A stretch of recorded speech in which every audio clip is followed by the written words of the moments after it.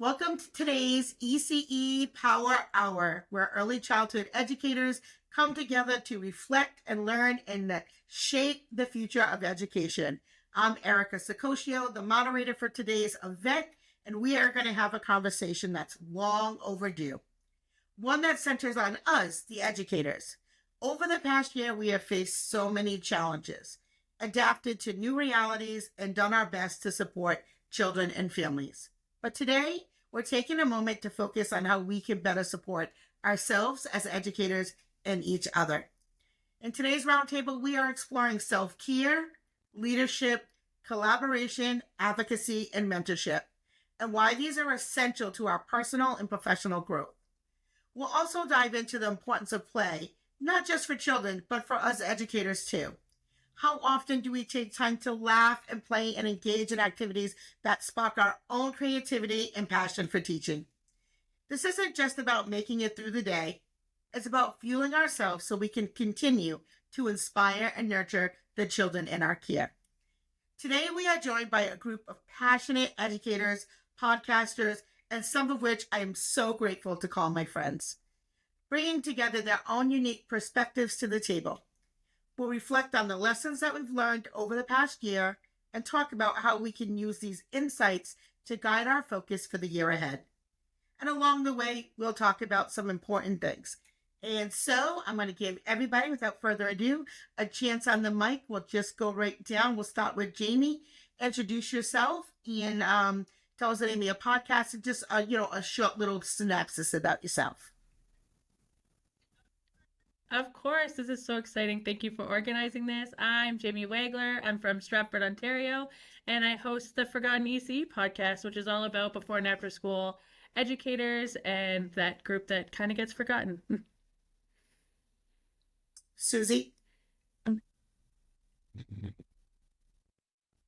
Hello, everyone. My name is Susie Beghin. I am an educator, daycare owner, and I'm also the host of the ECE Classroom. And I do a lot of other things too, but there's a long laundry list. Kayla, you're next. Unmuting myself might be a good idea. Hi, everyone. My name is Kayla Papalia. I am from ECE Honestly, a podcast all about talking about some of the truths that we may not want to hear when it comes to the world of early childhood education. I am from Port Moody, British Columbia. I am also the owner and operator of an in-home multi-age childcare here in Port Moody. And I've been in this field probably 11, 12 years now. And I like pot stirring. That's what you need to know about me. You're going to bring the spice to the show. I apologize. Yes, of course, girl, you know it. And I'm Latina, so yeah. I hope I don't pronounce your name wrong. Is it Avita? How do you say your name on? Advad. It's a very hard It's name. not hard. I just can't get it. It's okay. Most people can't, so I don't really take them personally. I'm Adva. I'm from the Shaping Little Minds podcast. I give teachers basically implementable tips and tricks to bring into their classroom if they need it. My podcast is actually bite-sized information, so like 8 to 10 minutes, as long as I don't have a guest, so that teachers can really listen to it on the go. And I am from New Jersey. I teach full-time. I went back after 3 years, and also mentor teachers as well. Melissa, you're next. So I'm Melissa. I'm a New York City public school pre-K teacher, and I host Pre-K Spot Talks. And I am all about spreading the play-based love. Yes, we love that. Carla. Hello, my name is Carla Ward. I'm the host of the Everything ECE Podcast, which is literally about everything to do with early childhood education. I am from Mississauga, Ontario, just outside of Toronto, and I have an education business from consulting to running courses to the podcast. Next we have Kate. I am part one of Childcare Conversations with Kate and Carrie. We are based out of Texas. We have been in the industry each over 30 years. Started out as an in-home program, multi-site program, and we have been training directors across the country for the last 23 years. And I don't know, we're on year 5 of the podcast. So we are so excited to join y'all. And you Canadians are awfully close and dear to my heart since I am an unofficial dual citizen. One of these days I'll make that happen for real, but that's where my father grew up, and he didn't become a U.S. citizen until I was like 18 or 19 because he wanted to drive a bigger boat. But that's a whole other podcast. So with that, I'm going to flip it over to my other half, or my business partner, or also my cousin. So. Well, I don't think she left anything for me to say, which, we support directors and owners because there are so many people helping all of the teachers, like most of you guys, that sometimes the directors get forgotten, and the directors have to be there to support the teachers, and so somebody needs to fill up their cup. So next we have Marcia. Hi, I'm Marcia Cole, founder of I Aspire to Educate. I am also the host of the Inspiring ECE Podcast, where I talk about all things inspiring, motivating, and empowering educators to thrive throughout their profession, as well as a huge advocate for educator wellness and well-being. For those of you who don't know me, I am Erica Sacosio, the host of the Child Care Directors Chair podcast. I am a coach. I am a multi-location owner, and I, like Kate and Carrie, am all about feeding my administrators love and support that they need. So we all have so many great perspectives that we're so excited to share with you today. So let's start with, right, because I really want to focus on the folks right now in the field, right? So I'm going to throw this question over to my friend Marcia in the corner here. How do you prioritize self-care in a profession that asks so much of us every day? One thing I want educators to know and to do right away is stop feeling guilty about it. Your self-care is important. We need to remove the stigma of guilt around it. We're always pouring from an empty cup. We can't do that. So stop taking the guilt on. You need to take care of you. So number 1, let go of the guilt. Number 2, do what brings you joy. We always do so much for everyone else. What about us? I know my friend Carla loves to read a book. Not so much. Audiobooks now are my love language because I can do it on the go. So find out what brings you absolutely joy and do that. The smallest things, like even finishing that cup of coffee that's actually hot, that you didn't have to warm up 20 times for the day. Like, that's a win. So celebrate the little things and really find out what brings you happiness. That's my piece. Love it. Anybody want to add? Go ahead, Jamie. I was just going to add that's awesome, but I was just going to add like setting boundaries, which is huge for me because I am not great at it. So setting boundaries to protect your time and your home time, not blurring those lines, and then also being a part of a supportive community like this, and being able to, like, it's not just about rest, it's about fueling your passion that drives you to make a difference for the lives of the children. And like these things that we're doing and these roundtables, it's a huge way to do that. I love it. Yeah, Melissa, go ahead. I wanted to say something really similar to Jamie, especially like public school teachers. I'm lucky enough to have a union and a contract, and holding those boundaries that your contract allows you. We're helping newer teachers understand that protecting your prep time, we're allowed 50 minutes of prep time. That's how I make sure I get my work done so I don't have to bring it home, and making sure, and nobody's allowed to tell me what to do with that prep time except for myself, and making sure I'm doing things like protecting that prep time and helping myself and other newer teachers understand that making a fuss about that is not making a fuss. It's protecting that contracted time and understanding that that's okay. You're allowed to ask for that. Yeah. Susie, I know you wanted to add to that. Absolutely. I just did a workshop with a group of educators about educator burnout. And so the definition of burnout is consistent stress that is not managed. And I think we forget about ourselves when we don't manage our stress on a daily basis. We just let it accumulate till it gets to a point of burnout. And so I think we just have to be aware of ourselves. And this applies to all of us here in this room. This happens to me this past week. I was just feeling myself burning out because I was just under a lot of stress that was continuous, one thing after another.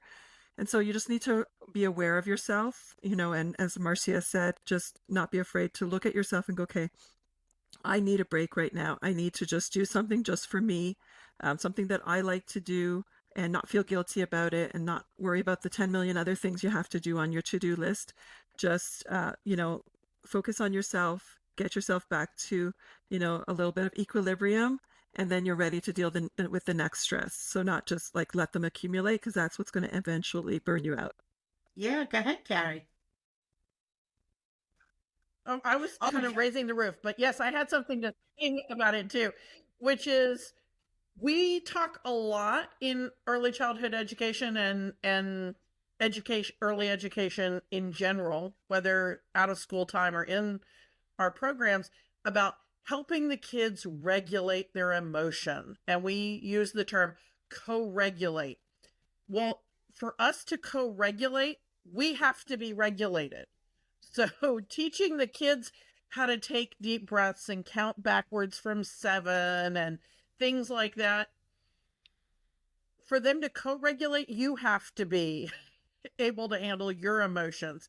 And so if we're not sleeping, if we're not eating, if we're not coming to work when we're feeling like we've got a cold coming on, every time that kid does that one thing in your room or in your program that drives you bananas, you're going to lose it. You're going to snap at a kid. You're going to say something you shouldn't have said to a coworker, to an employee. And so us doing some self-care might be as simple as what we teach the kids to do. Wash your hands and then put on hand lotion. Take a deep breath of the fresh air when we walk outside on the playground. Like the stuff we teach the kids to do, we have to remind ourselves that we as adults should be going outside every day in the morning and in the afternoon, so that we're getting some sunshine and some good breath. So I think we need to remember that if it's good for the kids, it's also good for us. Kate, you wanted to add something? Erica, Yeah. can I wrap? I would love to just add real quick, for those of you who are listening who don't actually know what this means for you, other than myself, because I may not be the only person who's listening to this going, self-care, like I'm not really sure what that means. When people used to ask me, I'd be like, I like to organize my calendar. I had 4 kids at home. So, 4 kids and a spouse and business or 2. And so that took some planning. It's not necessarily about getting your nails done or that pedicure or that massage, because there was a time period where that felt like an obligation and there was nothing relaxing about that. So you might have to start with literally a couple of times a week, find things that make you laugh or put a big smile on your face. And I loved the coffee example, because for the longest time, my 30 minutes a week, when I really had to try to figure out what was self-care for me, started literally as a cup of coffee and playing with my poodle. So it's okay if you aren't really sure what that looks like, and you can try the things that people say are self-care for them. But yours may look very different. It may be a hike, it may be a swim, it may be, playing a board game. It may be, playing a video game on your phone, and that's okay. All right. You want to add? Okay, sorry, I had trouble unmuting myself. My big thing when I talk to other teachers, especially, is giving yourself time to decompress in whatever way that looks like. Again, that's I guess another way to say self-care. And this year, something that I've been implementing is just coming home and having 10 minutes of silence. Because being in a classroom can be really overstimulating, especially in early childhood. And I don't remember who said it, but someone said about regulating, I think it was Carrie, who said regulating your emotions, it can be really hard to regulate your emotions after you've just been overstimulated for a full day as an educator.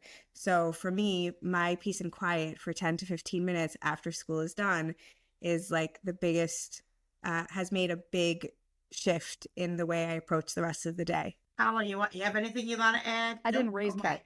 So there's a couple of things I'd like to say, and those are all amazing tips, ladies. So thank you so much for sharing.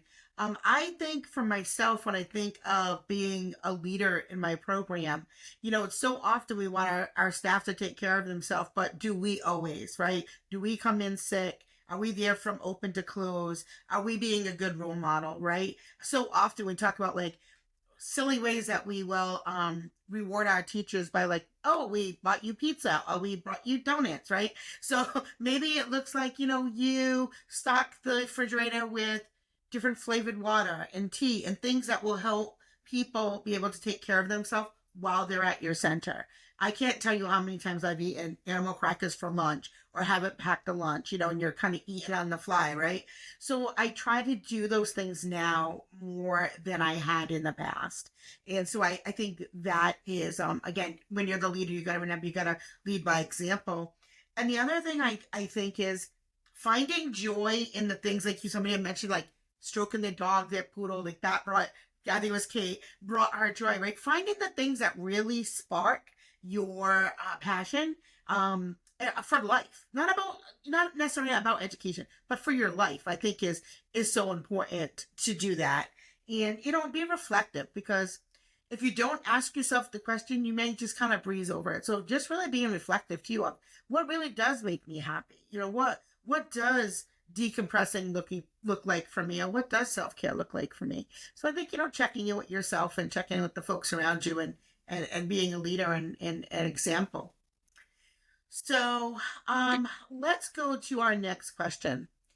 Why is play critical for educators, and how can we incorporate more of it into our work to stay energized and engaged? Go ahead, Carla. She's like, me. Oh, I was excited to answer this one. So first of all, life is way too short to not play. Like, we hear all the time that age is just a number. But when you think about, so early childhood education, it's fun, it's lively, we play.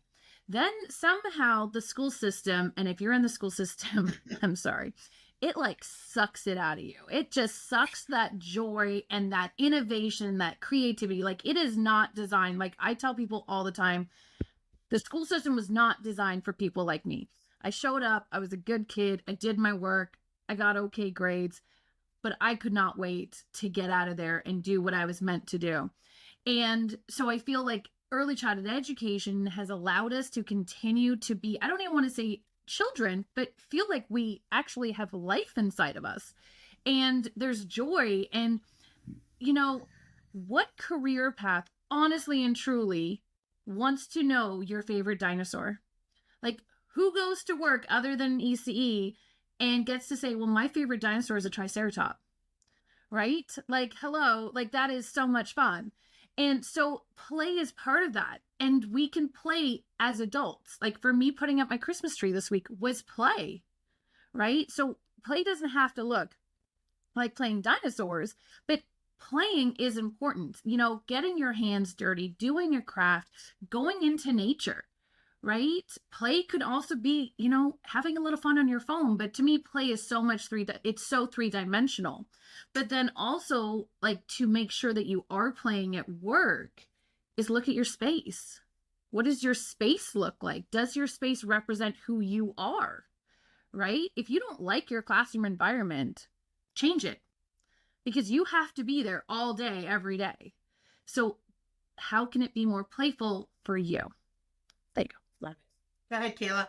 I just wanted to add to Carla talking about joy and play, and I love your dinosaur comment because I love dinosaurs. Anybody who knows me knows I love dinos, so thank you for that. But I wanted to add too that I think we're also in such a unique position where we get to see every single day how joy can be found in the smallest things, right? And so feeding off that energy, I think, is so important. Like, I'll give you an example. The other day I had a little guy who was so excited because he found the most beautiful rock in the forest, and it was just the most amazing thing in the world. And he had to take this rock home to show his mommy and daddy just how phenomenal this rock was.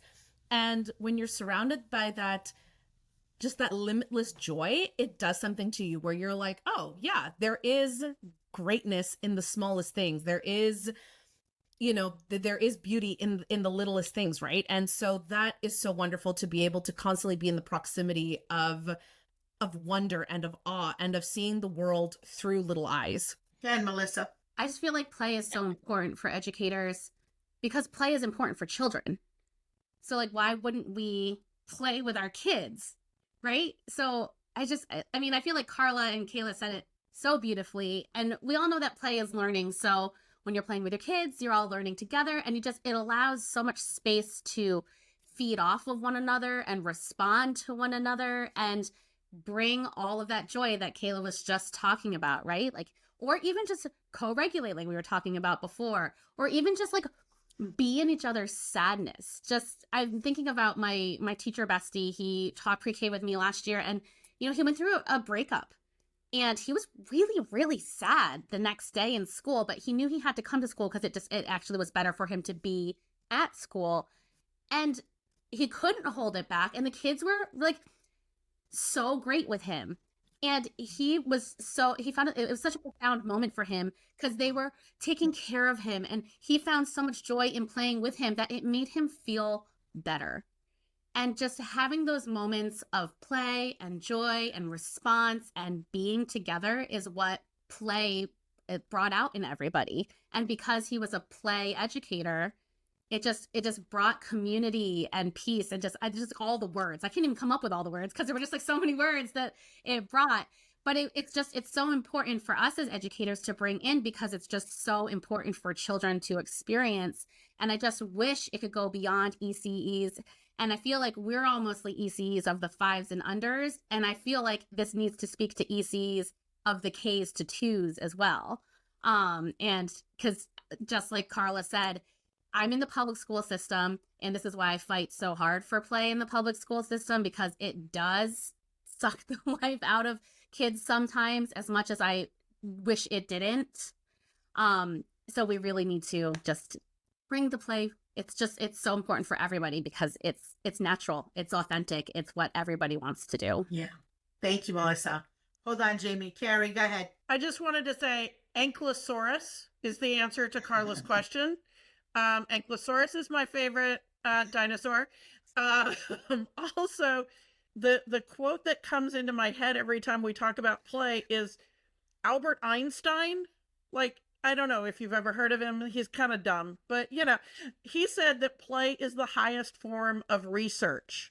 So if Albert Einstein can play, and that's what allowed him to revolutionize the way we think about the universe, maybe more people should be playing, and they should get their paints out, and they should get their blocks out, and every adult should be giving each other Legos or paint sets. Like, those are socially acceptable play for adults. So give it to other adults and make them go out and play and build with Legos, or give them clay. That's also apparently an adult, socially acceptable play, because nobody's going to give you flack because you started doing pottery, but they will if you say, yes, I just spent 4 hours on Fortnite, right? But so thinking through, how do we help other adults, the parents, the administrators, the teachers, giving them opportunities for play throughout their life. Go ahead, Jamie. I'm so excited because this is like the school age topic and the learning and through play all the way through. And it's so true. Like it stops at an age and we lose it. But I agree as adults, I think, I guess I'll wrap it up like this, like a quick little thing. I think that we would have better adults in a lot of areas if they all took time to play than we currently do now. And looking directly at our political areas in both Canada and the States. I'm sure if they would take some time to play, it would be a little bit better. But and then Carrie, you said about Fortnite, and I'm laughing because I run a nursery school center, but I am not very good at it because I spend a lot more time in the classroom than I do on the administrative stuff I do by choice. And I was just in the classroom the other day with the school agers, because it's my favorite group, and they were saying they're bored because that's what they like to say. And we ended up making our own Fortnite characters and building our own 3D town or village, or they get mad at me when I say it wrong, but you know what I mean? And it's taking that all the way through from ECE, just like you said, all the way through all the grades. There's aspects of play that we could use all the way into adulthood, and it's so important that that gets pushed and stood up for. Hey, Susie. I'm chomping at the bit here, guys. I want to chime in here so badly. I have 2 books. Okay, one's called Learn to Play. The other one's called Parents Learn to Play Too. This is my thing. My mission is to teach people to play, because play is how we learn. Whether you're 1-year-old, 5-year-old, 10-year-old, 50-year-old, this is how we learn. We learn because we like something. We like something that we're doing, so we learn about it. And that is what play is. Play is joyful. And so learning to play is like my mission for people. If you take nothing else away from this, it's play, be curious, tap into that childlike innocence within you, and just go with it. Be inquisitive, ask questions, like look at the world in a different way. And other people have said the same thing. Look at the eyes, like look through the eyes of a child. You'll find so much new about everything you thought you knew that you didn't really know. Go ahead, Carla. There we go. It's being weird on the muting. No, I was just very excited because I was like, yes, absolutely. And I couldn't help thinking about exactly what we're doing here. None of us were podcasting in kindergarten. We all ended up becoming podcasters because we wanted to play. We wanted to do something and we were curious about it. So I just felt like I had to give a shout out to all of us as podcasters because based on what Susie just said, that's play is how we got here. Yeah, Kayla. I just want to add, Carla, you know that all of us were the little girls who got the speaks too much on the report card evaluations, right? Well, or maybe he has excellent leadership potential. Yeah, for sure. Or just downright bossy. Those are good skills to have. Or all of the above. You never know. Okay, quit telling on me. Wait, can I just add Yes, of something? course. I just realized, I don't know why I just realized this right now. I've been married to my husband for almost 10 years, and I just came from one of those trampoline adventure parks, and my husband was inside the dodgeball area with all of the kids, and I just realized that I'm married to a man who loves to play. And I don't know why it took me this long to realize that, this is probably why I married him and, why I, get along with him. But, yeah, play is important for everybody. Yeah. So I think, there's so many ways to think about it, but I can't imagine any other field where you can, have Play-Doh on your desk, come to school in your pajamas if you want, break out into song in the middle of a classroom, or tell jokes, right? This is a place for children. We should be smiling. We should be happy, right? Where do you walk in? Can you imagine working at a bank and you walked in and 20 people flocked up to you and hugged you? So they almost took you off your feet. I'm pretty sure that's not happening at the bank. But maybe if you're cashing $1 billion check. But for the most part, right? You walk into your classrooms and you're literally just these little people hugging your legs. You can you're walking like this, there's 10 kids hanging on your leg. At least in my experience. We keep this joke calendar on our desk. And it's not mine. It belongs to the director. And it has these kind of corny dad jokes. But some of them are so good that when I come in the morning, I'll call another center and I'll be very serious. I'll be like, hey, I got to ask you something. And they're like, yeah. And then I just break out into a joke and oh my God, Arky, you're crazy. But that might be just how I start my day. No, some professions you can't do that, but ours we can. So again, what we do is serious work, but we don't have to take ourselves so seriously all of the time, right? And so I think that is coming back to the point of why it's so important for you as an educator to be joyous in what you're doing, right? You can't walk in with a brooding face and, because your energy feeds the building, the room, especially if you're the administrator and you walk in and you've always got that kind of face. It's important that we don't do that. So as we talk about leadership, as I bring that up, let's go to our next question. What does true leadership look like in our classrooms and our communities? And how can we lead with empathy, vision, and purpose as we navigate this very quick changing industry that we're in?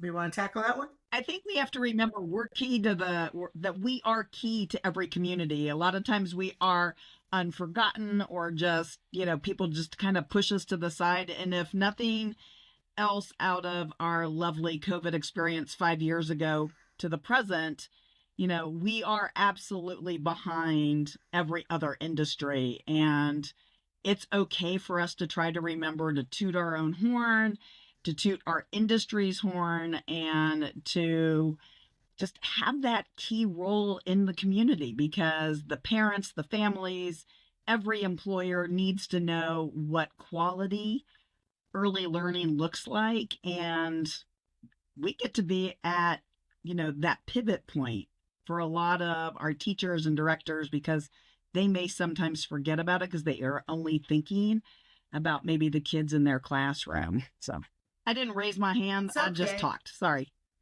Yvonne, say your name for me again. Is it Yvonne? Is it correct? Adva. Okay. Adva. Okay. There you go. You're Italian. I was just gonna say that also something that you said on my podcast, Erica, was that teachers are also leaders in the classroom. And I think a lot of teachers struggle with that. Something that I've been promoting for a long time, that teachers are actually leaders. So taking that leadership role doesn't mean you have to be in an administrative role or in any kind of leadership position. You can take that leadership inside your classroom. And one more thing to add is just about energy, and the energy that you bring into a school building as a person, whether you're a teacher or an administrator, it doesn't really matter. Everybody will feed off of your energy. So if you're in a bad mood, sometimes people will feed off of it, or sometimes a person will just come up to you and say something really nice and switch that energy for you. But if you're coming into school positively, whether you're a teacher or administrator, you're going to get that positivity right back to you. Yeah. Go ahead, Carla. And to piggy on that, because that was perfect, I'm so glad you went first, because I did not have a good segue, was that as supervisors and directors, we have to trust our team of educators that they are professionals. I have been the supervisor that is questioned, and it's okay to question, but it's not okay to assume they don't know anything. I've worked with a center in the past where the staff were so nervous to do anything. And it came down to everything they did was questioned. And it's okay to question it, but you also have to remind your team, I trust you. You are a professional. You can do this. That's part of being a leader, is you should be able to leave your center and the ship doesn't go down and it stays perfectly afloat, but it takes time. But you have to sometimes help your teachers know that they are leaders. Go ahead, Carrie. So how can you tell the difference between a leader and a duck? It's that the leader has people following them. So the duck is just walking out there doing duck stuff. And so if you want to be a leader, you have to turn around and make sure people are following you, which is where we get that concept of servant leadership. And I have been in classrooms where the teacher is not a leader. They are a duck. And they are running around like a duck trying to get other people to be interested in what they're doing. And it's not working because they're trying to be in charge and they're quacking all the time and the kids aren't getting into it. So you want your teachers, you want your administrators to be leaders, not ducks. So people need to be following you for you to be a leader. Yeah. Go ahead, Jamie. I think it's also important to look at like the differences between managers and leaders, and that just because someone's a manager, as you said, that doesn't make them a leader. And probably a better manager would have those leadership qualities. And it's that combined passion for education and what we do. Like right now, I would say we're all leaders because not only are we doing this, are we going out and making podcasts, but we're advocating for this incredible field that is the cornerstone, oh my gosh, I can't talk, the cornerstone of the future. It is. We're raising all these children and we're making a difference in these communities and in the world. And we're fighting the good fight. And I think that these leadership qualities, they're not easily come across. You have to build on them a lot. Go ahead, Melissa. When Jamie was talking, it really occurred to me that oftentimes I say when I'm trying to tell, okay, sorry, my thoughts are not coming out because it's like brewing in my head. Teachers are taught to be managers. Mm-hmm. Teachers are not taught to be leaders. They're taught to manage a classroom. We're taught to be ducks. When you go to teacher school, you're taught and you're praised for good management. Like this is what people are looking for. So this is why I'm thinking it's so difficult for most teachers to step out of that management role and to actually think of themselves as a leader. And unless it comes naturally to you. And because this is what people look for. Oh, your classroom is so quiet. Oh, you control those children so well. Oh, you have such great management skills. Management. That's what they're looking for. And that's what gets praised. So I think that's why there's that disconnect there. Yeah, that's an awesome point. Go ahead, Kate. Like, oh, I'll try to follow the rules. Okay. I so agree with that statement. And if you think about how many people in our profession have felt that the only way they can demonstrate their knowledge, because we've all had this, well, okay, I won't say all. I would suspect a lot of us online have had at least one relative or friend that makes a comment about how smart we are and why are we in this field. And we try to justify it by getting master's degrees or doctorate degrees or doing something so that we can go, look, we're serious. This is a real industry. We're really professionals. And that management versus leadership is such that like you got it. And yeah, I mean, you're right. Leadership is not natural for a lot of people. And if you've got a PhD, you've got a doctorate in education, doesn't necessarily make you a leader, but yet every principal, every superintendent, everybody in, education leadership has that doctorate in management. And if you guys are listening to this and you are not currently doing something, but you want to, go find how you can build your authority by demonstrating that you know what you're doing. And it doesn't necessarily require more education, and it doesn't require you to have advanced degrees, because chances are you are making an impact and you know exactly what you're doing.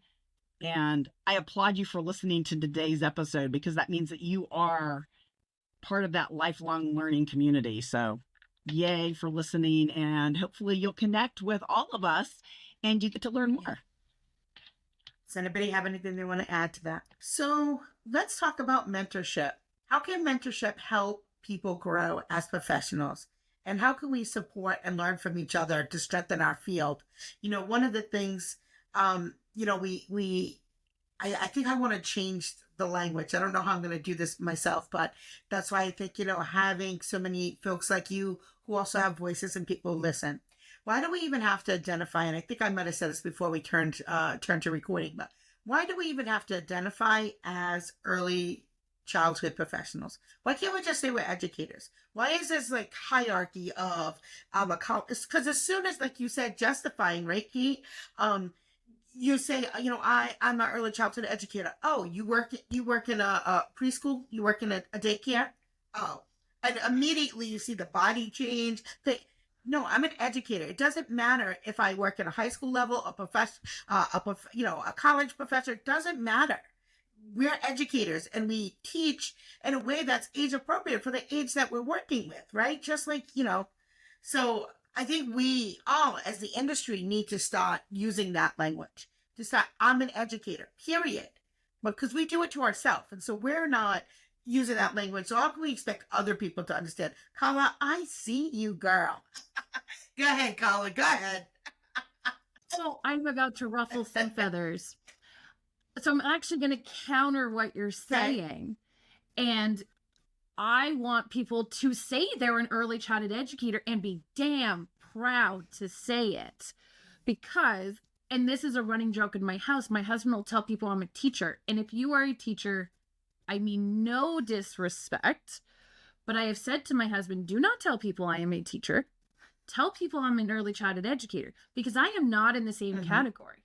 I am not dealing with grade 7 attitudes and grade 8 attitudes. That is a whole nother skill that is a whole nother industry.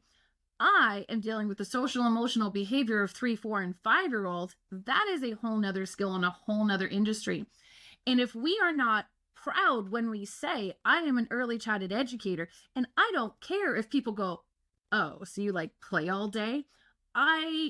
Maybe it's a personality thing. I am the first to come at you and be like, yeah, actually I do, because I'm building neural pathways every single day. Is that not incredible what I do as an early childhood educator? Like, I will shut you right up. Absolutely. Well, I mean, I agree with that, but I guess what I'm saying is educators are educators. Yes, as I had said, it has to be for the age that we're working with, right? So it has to be age appropriate. So yes, that's what it looks like when working with kids who are 3 to 5 or, infant to 5, right?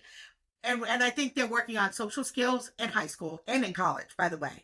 I just think that the respect of saying we are educators, because I think when we divide ourselves is how we get steamed rolled over. We're educators, we all deserve the same respect. Doesn't matter what the tools are that we use, the teaching philosophy that we use. There's this hierarchy that I can't stand, is really my point. I'm very passionate. It doesn't matter what age, right? We all have the ages that we love, and we all have the philosophies and the tools and the skills that we use. But at the end of the day, the respect should be the same. And when we meet folks, no matter if they're early childhood, school age, it doesn't matter to me. To me, we're educators. And so that's my thoughts. Jamie, is your hand raised, honey? Yeah, go ahead, Jamie. No, I think you're both right, because I think it's about actively working to create the systems and policies to ensure that all educators are respected, regardless of what age group.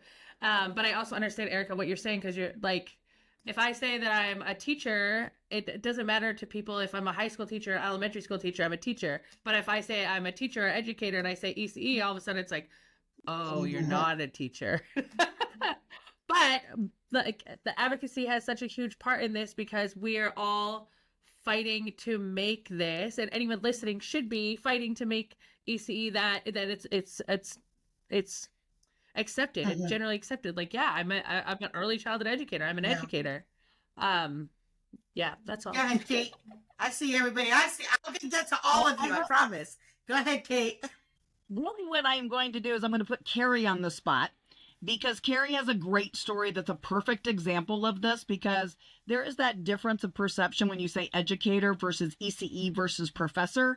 And Carrie's probably going, which story am I telling? So it's the one from Linda about smart people.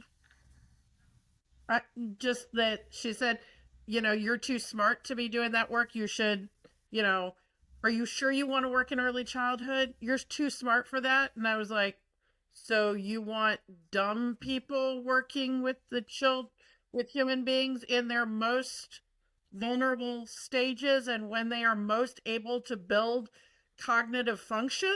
You want dumb people doing that? And she was like, well, when you put it that way, no.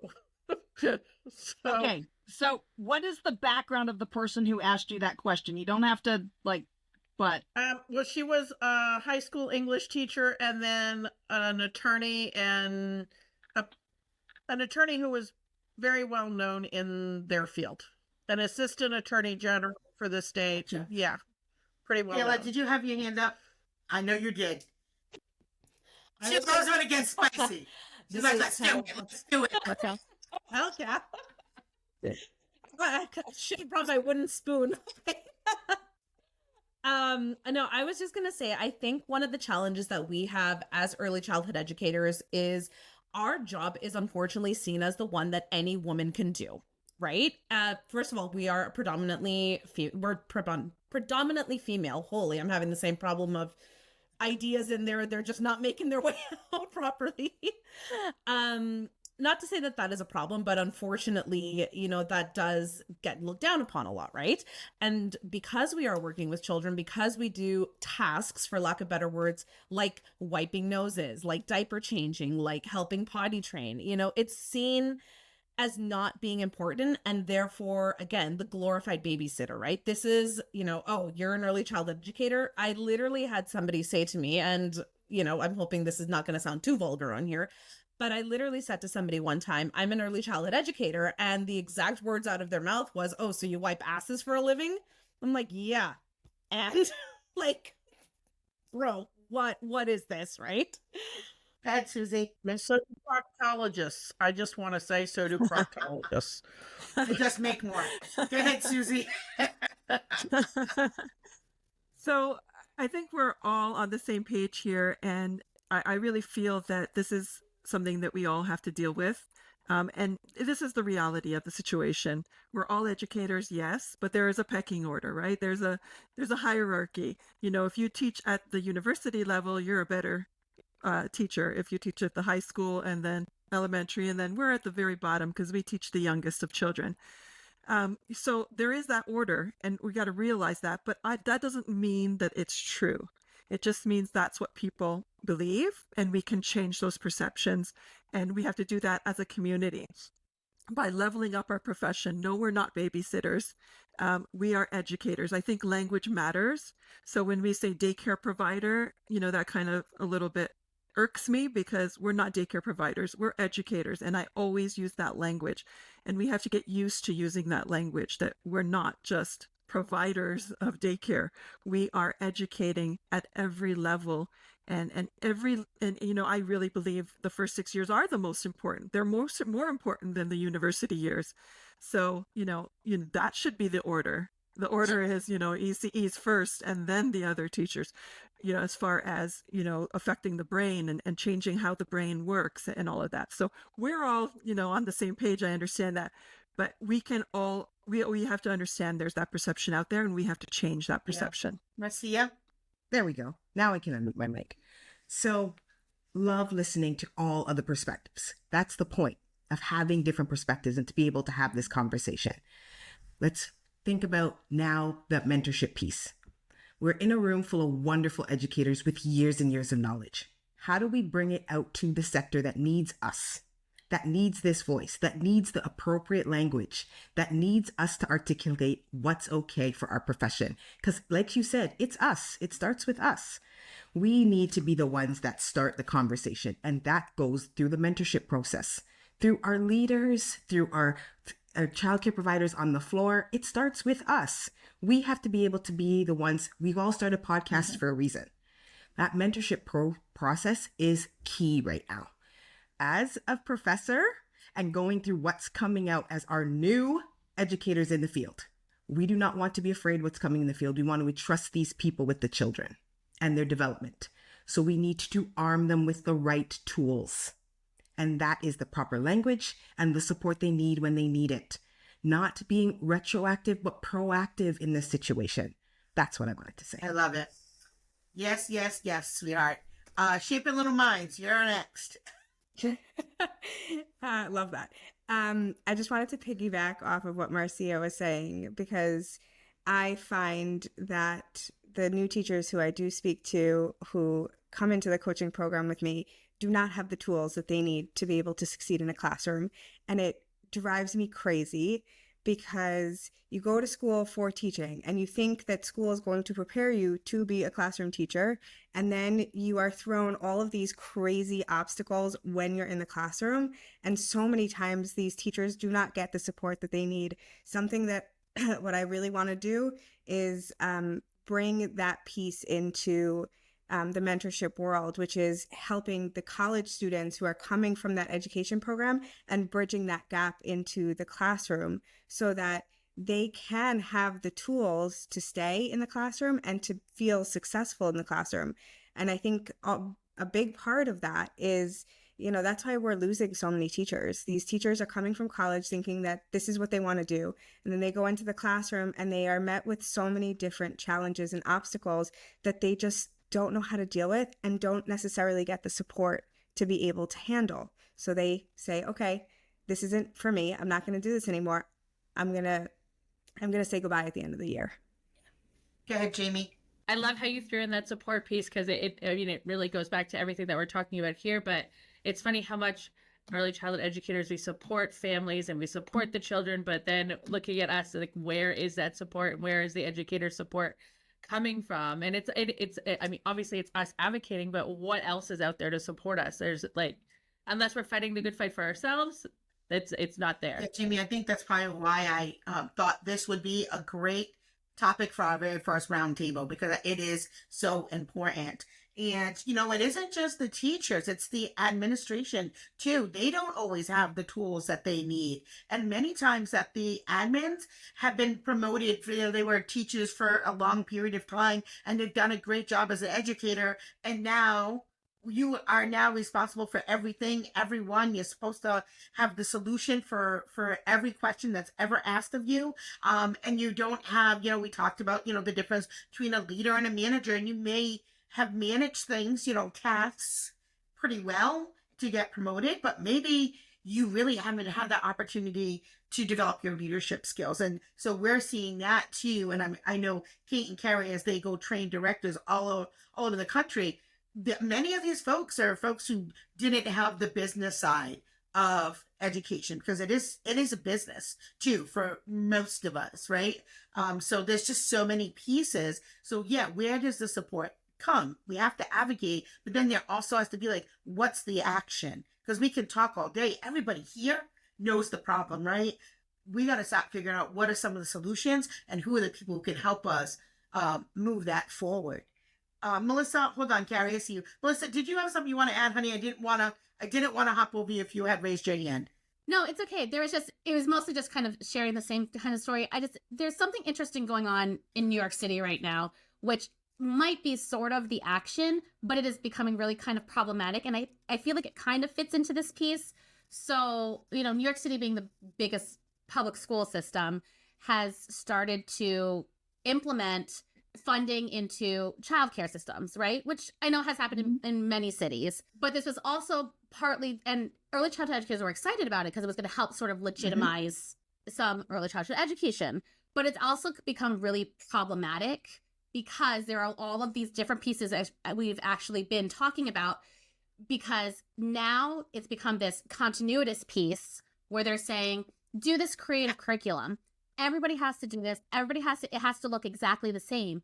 So now we're asking childcares that are being funded by the public school system to do the exact same work that I'm doing, where I'm getting paid a massive amount more money than these teachers are getting paid. I'm not going to lie. My salary is online. I get paid 6 figures. These teachers and these childcares don't get paid anywhere near that.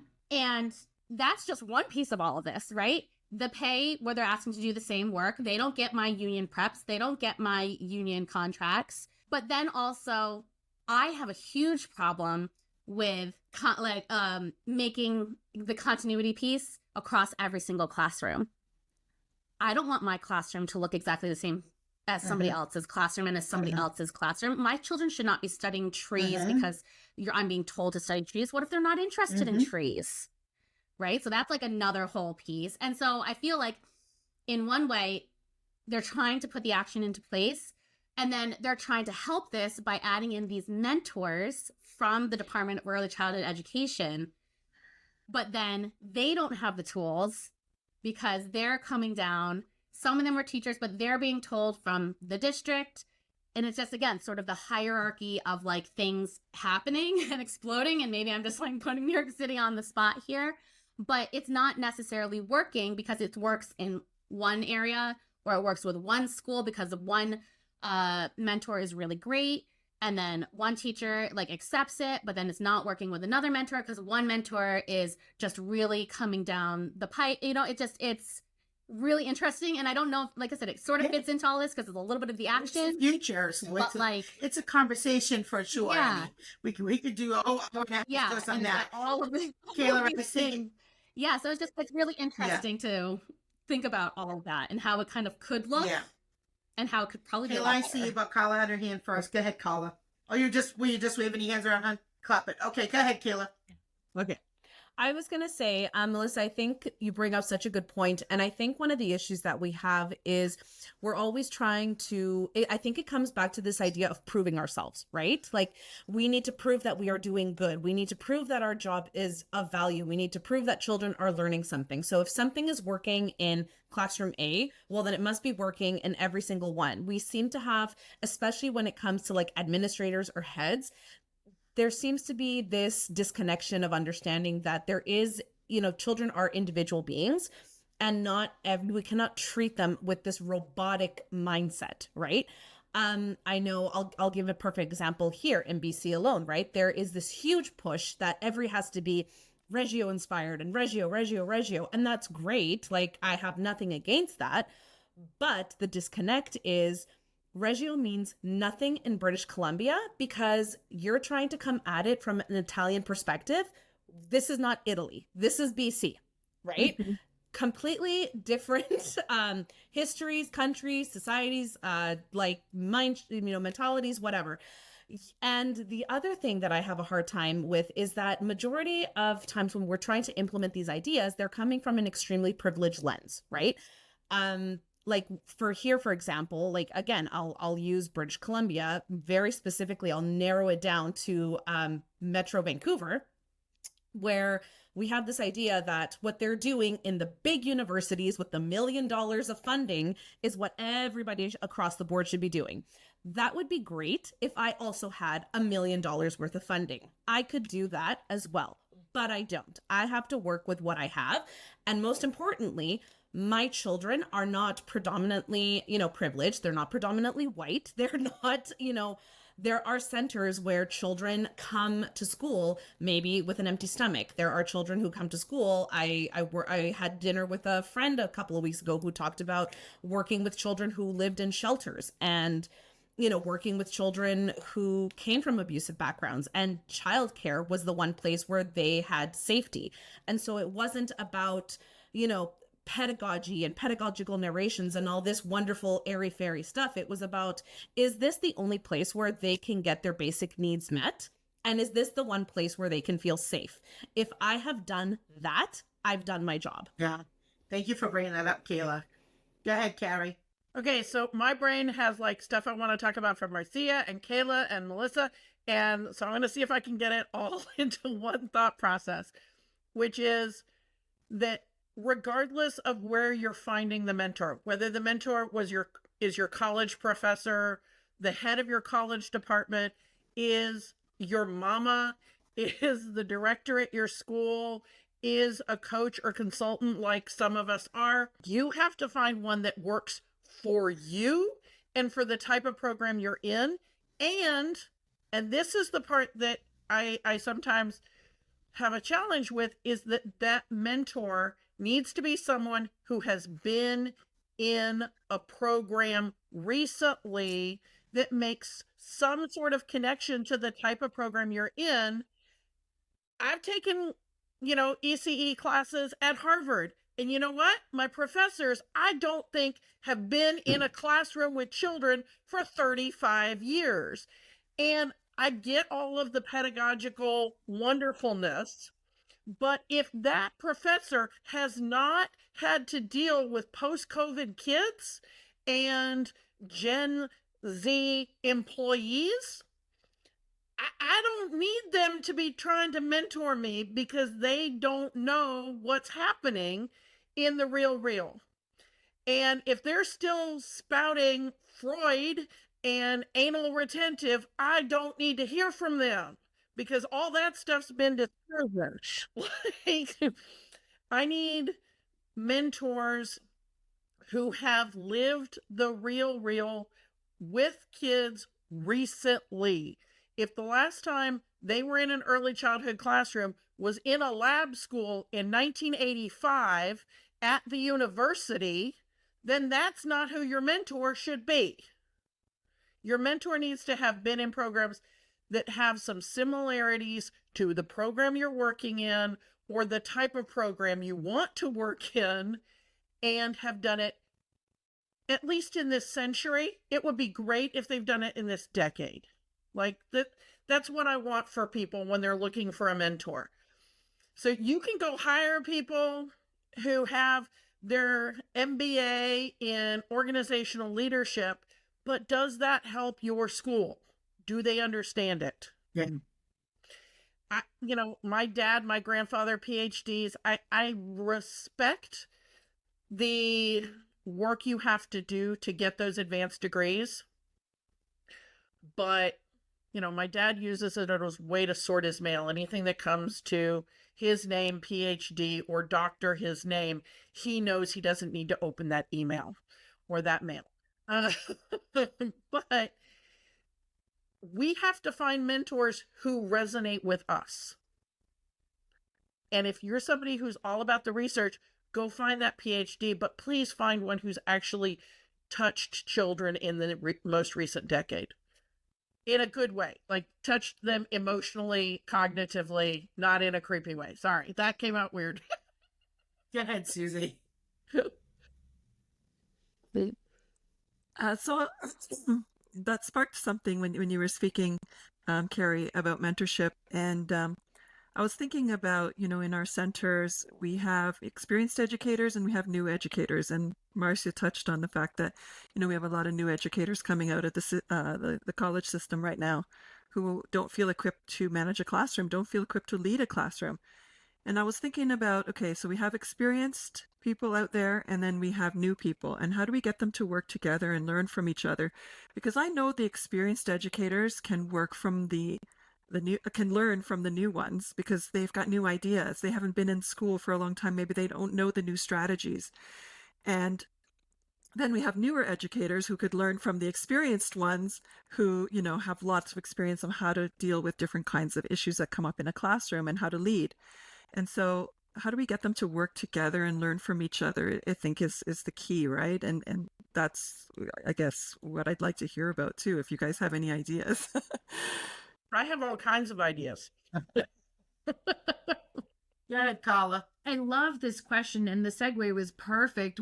I think if you are a seasoned professional, we, first of all, have to be open to your point, to learning from the new grads. Like I think about from when I was in school, I was trained as a theme-based educator, and I was getting students that were play-based trained 10 years in, and it opened my eyes. So I think, one, we have to be open for sure, but also we can't assume that the new grads are excited to be here. We would love for them to all come and be excited to be here. But part of our journey as the mentor, I think, is finding out why they're here and not writing them off if, mom picked their career path, but not writing them off, but helping them see the joy in the industry because they're in our profession, because we don't know how they got there. So love your question. And Marcia. Carrie said something that was amazing, and that is you have to find the right mentor. With that being said, not everybody's meant to be a mentor. Okay? Us veteran educators out there, not all of us are equipped to take on students. You might not be in that part of your journey yourself, and that's okay. Then don't take the student, pass it on to someone else, right? We do not want to do a disservice either, because we're trying to grow a profession. So make sure that you and your mentee, if you are taking on, that you are prepared and ready to take them on. Because yes, that comes with you having that responsibility as well. And again, I'm going to say it, not everybody's a mentor. Okay, so find who works with you, works for you, and is there to push you, grow, and watch you flourish and thrive. Or else it's not going to be worth it. Melissa, go ahead. I was just sort of about to say that, Carla and Marcia kind of said what I was going to say. So we do that in our public school system. When you have a brand new teacher, you're required to go through a certain of 40 hours or something like that of mentoring from a teacher who was on your grade level, who has a certain number of years of experience. And that was me one time, and I totally beefed it. I was terrible. But out of that experience also, I learned that the mentor also, or the mentee also needs to want to be mentored. So now maybe in our situation, because of the way that it's set up, it's kind of like an arranged marriage, right? So probably in the situations that we're talking about, we're choosing and picking and choosing. So all the points that everybody has made are wonderful points. But yeah, so just, right? Not everybody's meant to be one, but you can always hone your skills by just communicating and talking and thinking about it and having time to go about it. So the arranged marriage can work, because I've done it again and I did much better the second time around. But I love the fact that I was kind of pushed into it, because I had never really thought about doing it until I had to. And I actually it took me into a direction, and actually sort of in this direction, which I never thought I was actually going to go. I think the other thing is when you talk about mentorship, I think that, you know, we said the word journey. And for me, I feel like you should yourself always have a mentor and somebody that you're working with, right? Somebody that inspires you to push yourself to be your best self. And it doesn't matter if you've been in the field for a week or you've been in the field for 30 years. I think, you know, always finding those people who motivate and inspire you and, you know, are in the places that you want to go, right? And so I think it's important that we, as seasoned professionals, as Colin said, that we also continue to get that mentorship and to continue to, you know, be hungry for whatever that next thing is for us in our journey. And I know so many of you are on that path now. You're either you're coaching other folks, or you're mentoring, or, you know, started multiple businesses or whatever that looks like, because that's also another thing that we are seeing in the early childhood education field, or educators in general starting these additional businesses, becoming consultants for school departments, or, you know, just the new folks coming in, or, you know, just, you know, I think we all have this kind of sense of leaving some type of a legacy, because those of us in this industry really are called to that, you know, giving all that you can before you leave on into the night, however that looks like for you. But yeah, I think these are all really amazing points that you ladies have made. Is there anything anybody wants to add to that last question? Okay. This is going to be our last question as we start to wrap it up. This is one that Jamie had kind of brought up. You know, we throw the word advocacy around a lot. What does advocacy mean to you? And, you know, in real life, and how do we like raise our voices in support of what we're doing here, right? Because we could have a whole nother show on the challenges. We know the challenges. We know the challenges, right? Kate, go ahead. I'll let you take the lead. Thank you. So I was an after-school alliance ambassador, so I'm considered an ambassador emeritus. And that was like its second year of creating this national advocacy system for out-of-school time in the United States. So like in 2004.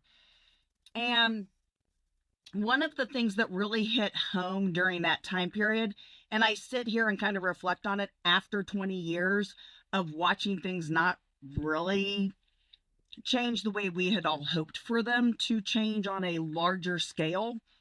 But what I can absolutely say is that advocacy work at a local level and even a state level is the only place it's going to start. So although we might all want huge, you know, changes on our own national level, we do have to remember that we can change it at the community level and that we can change it at the state level.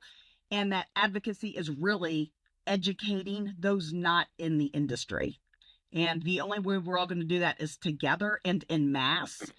So I love the question, and I love the fact that we have 10 people on this call who are willing to do that education. And our podcasts are a great way to share that information.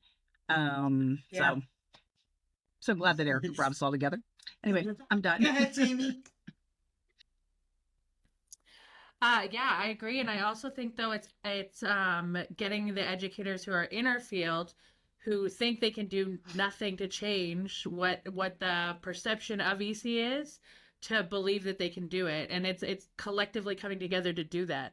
I think defending and standing up for our value of work as educators, for fighting for the fair wages, for fighting for professional development opportunities that aren't during our own time, that's actually paid for by the government or by the cities, whoever, the people that have the money pay for the and the working conditions we're in and getting that support. But it's letting people, like those people who are working with us, also know that they have a voice, and sharing it is super powerful. Yeah. Good, Carla. I also think even on like a smaller level, because when I used to speak to my staff about advocating for early childhood education, this look of just like sheer like fear would come over them, because they would think that the next thing that was going to come was me having them make giant signs and go stand on Parliament Hill. And while that is advocating, that doesn't have to be the only advocating. Like, you can be an introvert, which clearly I'm not, but you can be an introvert and still advocate. But it's about us being so excited about what we do. I can honestly say that excitement is contagious, and that's probably the thing that has worked in my best interest of gaining respect as an early childhood educator, is when I talk about my position as an early childhood educator in a positive and excited way. So it's changing words like I have to I get to. I get to spend my week with 4-year-olds studying the wind, because that's what we were interested in this week. So getting excited and sharing what we do with people, I mean, that's where podcasts, social media, like, we don't have to have pictures of the children to be able to post what we're doing on social media and to be proud of it. Go ahead, Kayla. I was going to say, I think all 10 of us are also in a very unique position where clearly we have these platforms where we can have, where we can talk and we're trying to get our voice out there, but also, and I think many of us do this already, but using our platforms to give a voice to those who feel voiceless, right? To those who maybe don't feel like they can say much because they're tied to a company or they're tied to this childcare or, for whatever reason. I know one of the things that works really well is giving people the, abilities to word what they need to say, but also keep them anonymous. That gives them so much power because they're able to say what they're feeling, what's on their mind, or even just vent out the frustrations or the changes that they want to see without feeling like they're going to get prosecuted by their employer, by somebody who may not agree with them. Go ahead, Melissa. I would say, when I think about advocacy too, tiny things can be advocacy. Like, I advocated for a longer period of play in my classroom by asking to switch my prep. Like, my prep time is when the children go to like their music class or to their outside gym class. And it was in the middle of I would say 10:30 in the morning, which was chopping up their playtime. And so at one point in the year, I went to my principal and was like, hey, can I have this at 8:45 in the morning? Which gave me a 2.5-hour stretch of time. And she said, well, I'll work on the schedule. And she was like, I can't give it to you this year, but then she gave it to me next year. And it's been like that every year since then. Awesome. And just something like that advocated for, my philosophy and for my children. Yeah, that's good. Go ahead, Carrie. Well, I wanted to say that what ADVA does is a form of advocacy. She's helping the teachers take what they know and leverage it into how they can do it in the classroom, and helping them advocate in communicating with their administrative team about what they need and what their classroom needs. So it can be supporting other people on your team, can be advocacy, or it can be rolling up on your city council or your legislators. So you can go as big or as small as you want. And I think we tend to just think about I went and dealt with, the head of this, that, or the other thing. But a lot of times the advocating is advocating for a child in your classroom to help their parent understand this child needs an assessment, or advocating for a teacher and helping them own their own power and own their own professionalism. Susie? Yeah, I was going to take it sort of on the same sort of similar level. I was going to say, sometimes when we think advocacy, we think big, right? We think, okay, like Carla said, we have to go to the government, doorstep and advocate, which I have done actually. But that's not always what is needed. Like, sometimes it's like you said, the little things, right? Like even just as an educator, you think, okay, what impact do I have? But you've got parents that come to your classroom all the time, and that's advocacy. Like, you talking to parents and even just educating them about different things about their child is advocacy for that child. So you are an advocate all the time, every day in your classroom, even just every little thing you do with the parents that you see every day. And that to me is even bigger, because you're influencing the public, you're influencing perceptions, and just influencing how that child develops, right? Yvonne? My first thought when you said advocacy was really on a much smaller level, which a lot of people have said, and that is advocating for your children in the classroom. This year I'm back in the classroom, and I have one child who needs help, a lot of help.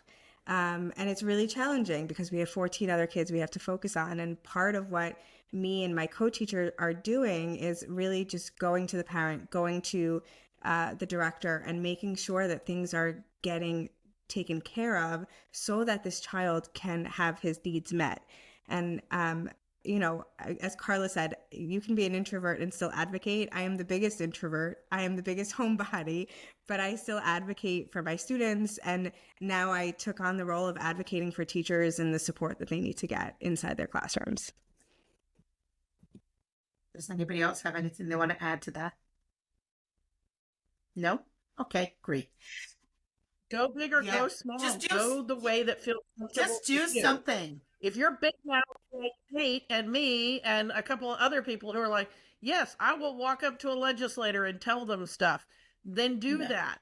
But if you're somebody who's like, I would like to advocate for people who are under 2 feet tall, then advocate for people who are under Yeah. 2 feet tall. It doesn't matter. It's still owning the fact that you're a professional, and as a professional, you have a responsibility to speak up for other people who can't. And by definition, the kids we're working with can't. Yeah. Okay. Go ahead. And with that being said, don't forget to advocate Yeah. for you. We're so quick to advocate Yes, for for everybody sure. else, but we cannot forget to For advocate sure, for you. for sure.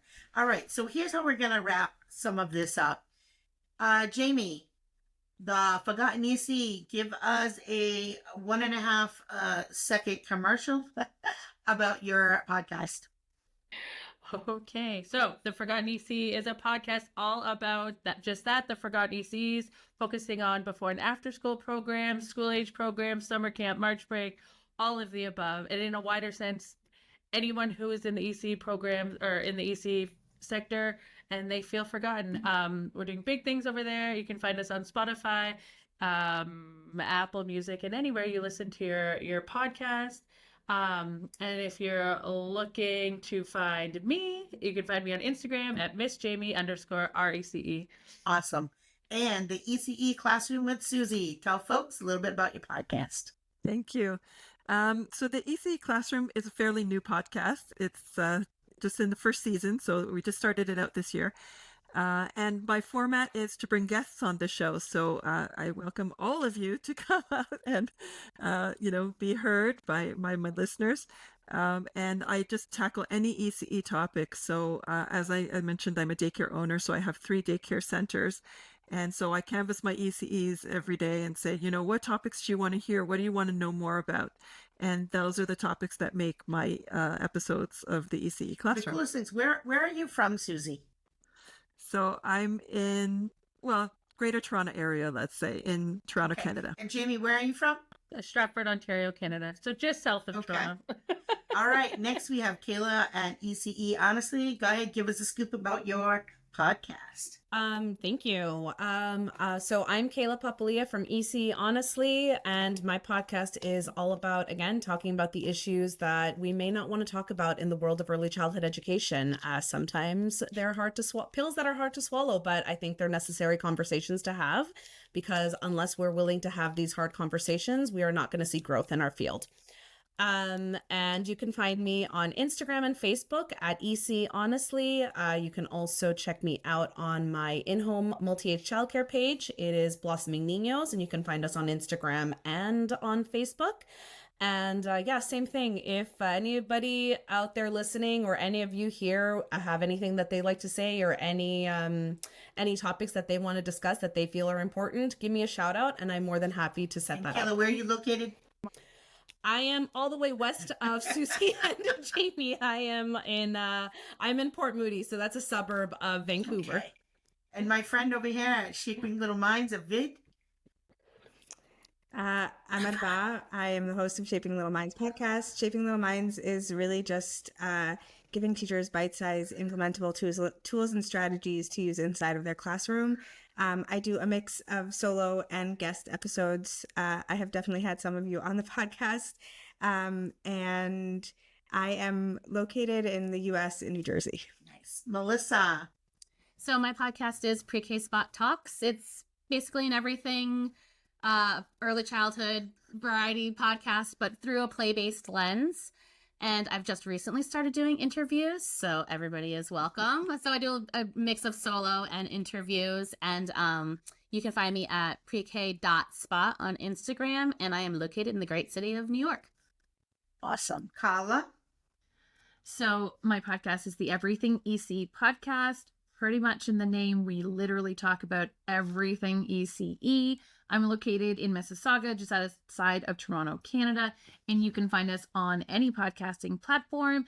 And if you want to find me on Instagram at EL Foundations for Early Learning Foundations, I would love to chat. Okay, next we have Kate. Well, I'll do the first half. I'll let Carrie do the second half. So you can find us on any of the social media platforms from YouTube, etc., at Childcare Conversations. So real easy. And Carrie can tell you what we're about. Oh, okay. So we talk about all kinds of different things for early childhood leadership. Most of ours have a tendency to be for directors, owners, and managers. The first year, I don't think we had a single guest on our podcast because we had 30 years worth of pent up stuff we needed to talk about. And now we have a lot of guests because we've purged some of that stuff. And so we talk about stuff from insurance to toilet learning to talking to parents, marketing, all of that kind of stuff. And we always are looking for guests, just like the rest of you guys. So we'd love to have each and every one of you on.